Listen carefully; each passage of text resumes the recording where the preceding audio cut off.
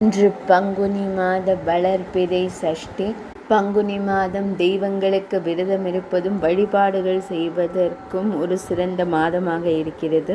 ஐப்பசி கார்த்திகை மாதங்கள் போன்று இந்த பங்குனி மாதம் தமிழ் கடவுளாகிய முருகப்பெருமானுக்கு உகந்த மாதமாக இருக்கிறது. எனவே இந்த பங்குனி மாதத்தில் வருகின்ற சஷ்டி தினங்கள் மகத்துவம் நிறைந்ததாக கருதப்படுகின்றன. அதிலும் இன்றைய சஷ்டி தினம் வியாழக்கிழமை அன்று வருவது கூடுதல் சிறப்பாகும். இன்று சஷ்டி விரதம் மேற்கொண்டு முருகனை வழிபடுவதால் நமக்கு ஏற்படும் பலன்கள் என்ன என்பதை இங்கு அறிந்து கொள்ளலாம்.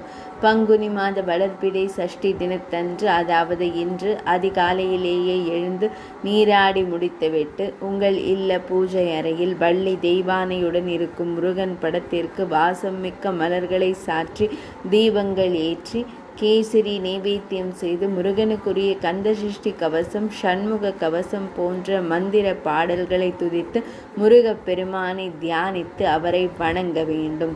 இன்றைய தினம் 3 வேளையிலும் உணவேதும் உட்கொள்ளாமல் பால், பழங்கள் மற்றும் அருந்தி விரதம் அனுஷ்டிப்பது சிறப்பாகும்.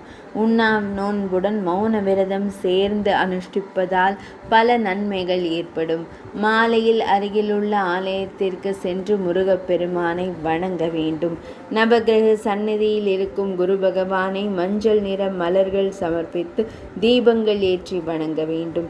பின்பு இல்லம் திரும்பியதும் பூஜை அறைக்கு சென்று முருகப்பெருமானை வணங்கி உங்களின் சஷ்டி விரதத்தை முடித்து அவருக்கு வைக்கப்பட்ட நைவேத்திய பிரசாதங்கள் உட்கொண்டு விரதத்தை நிறைவு செய்யலாம்.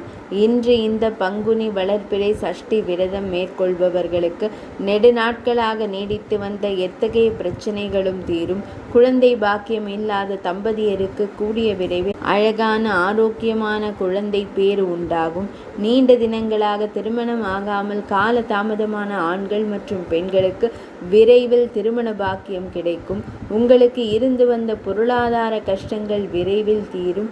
ஏழ்மை நிலை அறவே நீங்கும். பங்குனி மாத வளர்பிறை சஷ்டி தின வழிபாட்டு தகவல்கள் நிறைவடைந்தன.